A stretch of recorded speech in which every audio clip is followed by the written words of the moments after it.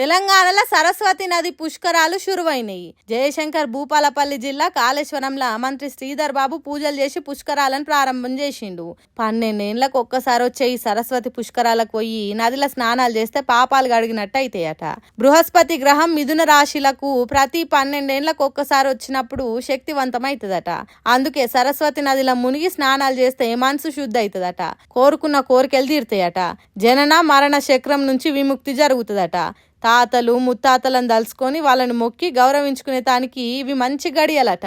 అందుకే తెలంగాణ సర్కార్ సకల సౌలతులు చేసింది భక్తుల కోసం.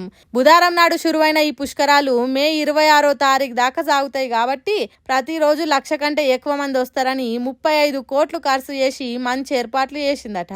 తాగే నీళ్లు, చెత్తాచెదారం సాపు చేసుడు, పుష్కర ఘాట్లు కట్టుడు, కాళేశ్వరం పోయే రోడ్లను మంచిగా చేసుడు, కార్లకు, బండ్లకు, బస్సులకు పార్కింగ్ సౌలతులు, తెలంగాణ రాష్ట్రం నలుమూలల నుంచి ఆర్టీసీ బస్సులు నడిచేటట్టు, వచ్చిన భక్తులు ఉండేతానికి టెంట్లతోని టెంట్ సిటీ వేసిందట.